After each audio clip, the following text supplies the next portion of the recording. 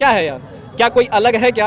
अगर हम आपको उठाते हैं, अभी हम शरीर से अगर हम खून निकालते हैं किसी, अगर आप मान लिया, अगर किसी आप मुस्लिम से निकालते हैं, ईसाई से निकालते हैं, अब सबका ब्लड को अगर मैच करके देखिए, क्या सबका ब्लड डिफरेंट है? नहीं, एक ही है। सबका अलग अलग होना चाहिए। मान लिया अगर मुस्लिम है उसका हरा होना चाहिए, आप है तो आपका भी लाल क्यों? आपका भी मतलब ऑरेंज ही होना चाहिए, ऑरेंज होना चाहिए। ऐसा क्यों नहीं है? आप फिर राजनीतिक धर्म के लिए क्या होता है? वही तो मैं बोल रहा हूँ ना। उसके बाद जैसे कि आप रोटी खाते हैं, जैसा रोटी मैं खाता हूँ वैसा सभी खाता है, तो फिर आप हमें धर्म के रूप में क्यों बांट रहे हैं? क्यों आप हमेशा जब भी मुद्दा आता है तो आप सिर्फ मंदिर मस्जिद और मुस्लिम और हिंदू मुस्लिम ही करते हैं? कभी फिर सबसे पहले तो आदमी को ये सोचना चाहिए, और गलती कुछ हद तक हम इंसानों की भी है।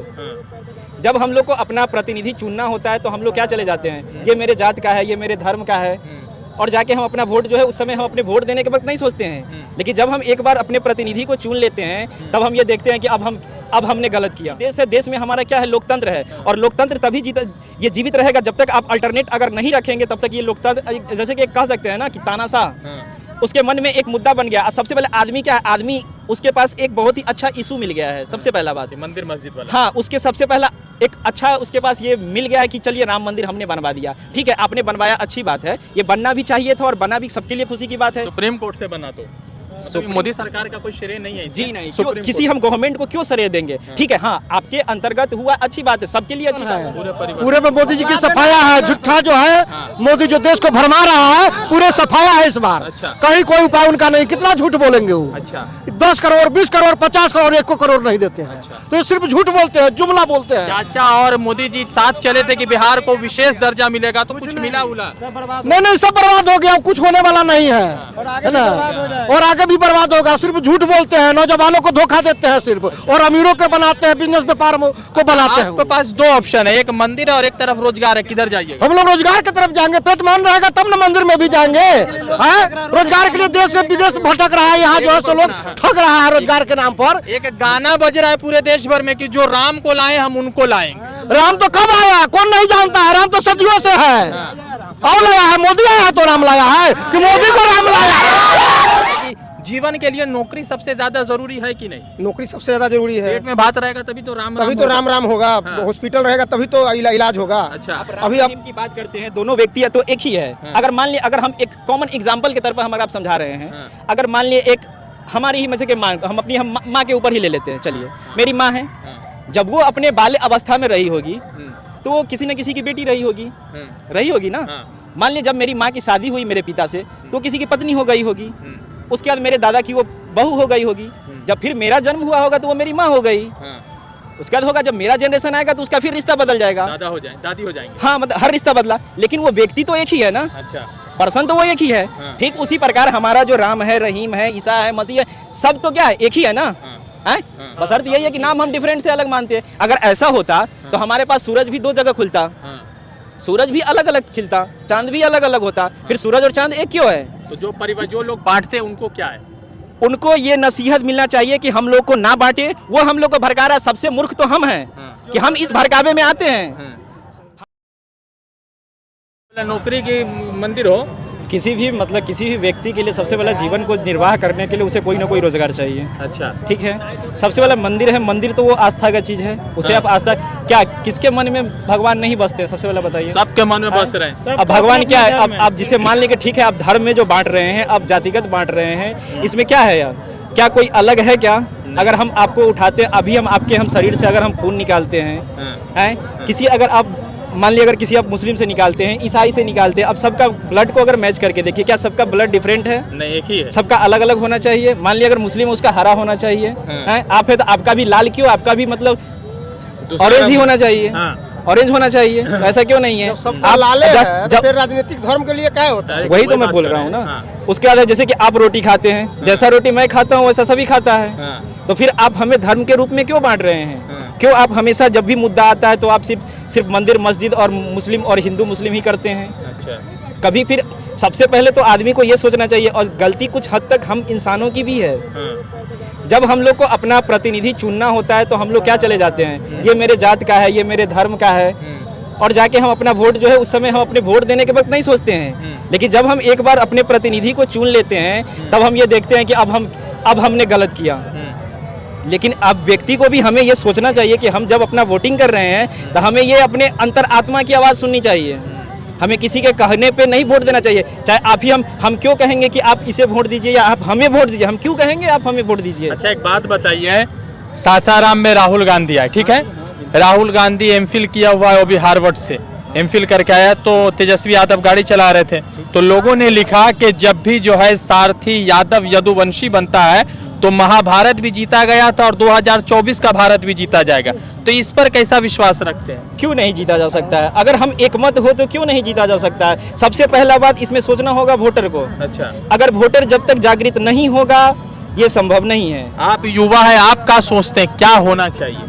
सबसे पहला बात कि आदमी को जो है अपना वोट जो है ना, वोट अपना करना चाहिए। चाहे आप किसे दो ये मायने नहीं रखता, आप किसे दो, आप अपने अंतरात्मा की आवाज़ सुने। अच्छा, भले ही हो सकता है एक फैमिली की ही बात कर सकते हो सकता है आपके पिता किसी और का सपोर्टर हो, आप किसी और के सपोर्टर हो, आपके दादा किसी और का सपोर्टर हो, ये आप किसी के कहने पर अपना वोट कास्ट ना करें। अच्छा। आप अपनी अंतरात्मा की आवाज़ सुने। अच्छा। आप जिसे भी वोट करना चाहते हैं, आपकी अंतरात्मा जिसे भी अच्छा मानती है उसे आप वोट कर दें। कुछ लोग जो है जब बुलडोजर की राजनीति शुरू हो गई है तो जो आम लोग अगर कुछ करते हैं तो बुलडोजर चला जाता है। बनारस हिंदू यूनिवर्सिटी में 3 भाजपा के जो आईटी सेल के लोग हैं उन्होंने गैंग रेप किया, उन पर बुलडोजर नहीं चला, और भी कई सारे ऐसे बात है। तो क्या लगता है कि पक्षपात है पूरे देश भर में? देखिए ये पक्षपात तो एक तरह से अगर देखा जाए तो वो पक्षपात भी है। अगर मान लिया अगर कहीं कोई अगर कानून अगर अंकित है हमारे संविधान में तो वो सभी के लिए समान है। अगर किसी एक के साथ अगर ये फैसला अगर हो रहा है तो वो सभी के साथ इक्वली होना चाहिए।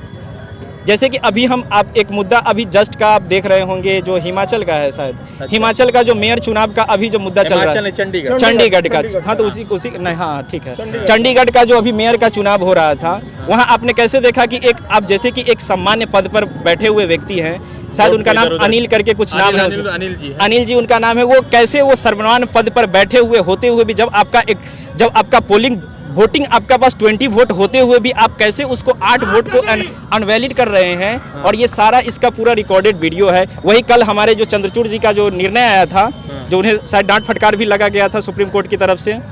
तो आप है परिवर्तन होगा 24 में? हाँ निश्चित ही, और ये व्यक्ति को सोचना चाहिए। सबसे पहला बात कि देश है, देश में हमारा क्या है, लोकतंत्र है, और लोकतंत्र तभी ये जीवित रहेगा जब तक आप अल्टरनेट अगर नहीं रखेंगे तब तक ये लोकतंत्र, जैसे कि कह सकते हैं ना कि तानाशाह उसके मन में एक मुद्दा बन गया। सबसे पहले आदमी क्या है, आदमी उसके पास एक बहुत ही अच्छा इशू मिल गया है। सबसे पहला बात मंदिर मस्जिद वाला, हाँ उसके सबसे पहला एक अच्छा उसके पास ये मिल गया है कि चलिए राम मंदिर हमने बनवा दिया, ठीक है आपने बनवाया, अच्छी बात है, ये बनना भी चाहिए था और बना भी सबके लिए खुशी की बात है। सुप्रीम कोर्ट से बना तो मोदी सरकार का कोई श्रेय नहीं है जी नहीं, किसी हम गवर्नमेंट को क्यों श्रेय देंगे? ठीक है, हाँ आपके अंतर्गत हुआ अच्छी बात है, सबके लिए अच्छी बात है, बना भी अच्छी बात है, बना और बना भी तो सबके लिए। हिसाब से तो तेजस्वी को पूरा श्रेय देना चाहिए कि इन्होंने 17 महीने में 5 लाख रोजगार दिया। तो ये आदमी अब सोचे, मैं क्यों कहूँ कि वो दिया है, आप सोचिए, ये सोचे है ना, 5 लाख एकदम दिए, एकदम दिए हैं। तो क्या परिवर्तन करिएगा 24 में? एकदम परिवर्तन निश्चित है। मोदी जी के 9 साल 1 मिनट जी, अगर मैं कहूँ कि आप इसने किया है, कौन विश्वास करेगा? मान लीजिए कुछ सपोज के हो सकता है मुझ पे पक्षपात करे कि मेरा कोई पर्सनल व्यक्ति हो, आप इस सबसे पूछिए ना, ये सोचिए कि हम किसने दिया। साल जो अभी नौकरी 17 लाख 17 महीने में 5-5.5 लाख नौकरी, तो क्या लग रहा है कि जीवन के लिए नौकरी सबसे ज्यादा जरूरी है कि नहीं? नौकरी सबसे ज्यादा जरूरी है। पेट में बात रहेगा तभी तो राम राम होगा, हॉस्पिटल रहेगा तभी तो इलाज होगा। अच्छा, अभी आप की बात करते हैं, दोनों व्यक्ति है तो एक ही है। अगर मान लिया, अगर हम एक कॉमन एग्जाम्पल के तौर पर हम आप समझा रहे हैं, अगर मान लिए एक हमारी ही मजे के माँ, हम अपनी माँ के ऊपर ही ले लेते हैं, चलिए मेरी माँ है, जब वो अपने बाल्य अवस्था में रही होगी तो वो किसी न किसी की बेटी रही होगी ना।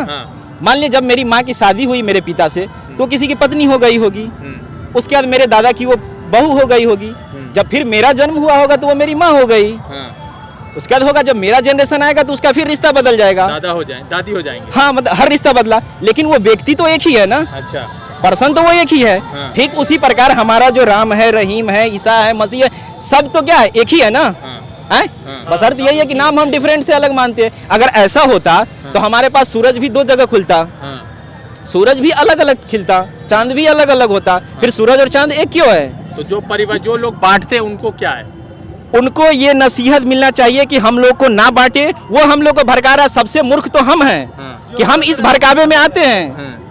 हम इस भड़कावे में आते हैं, हमें ये नहीं भटकना है। सबसे पहले मनुष्य को ये सोचना चाहिए कि हम क्या है, इंसान हैं और इंसानियत ही हमारा धर्म होना चाहिए।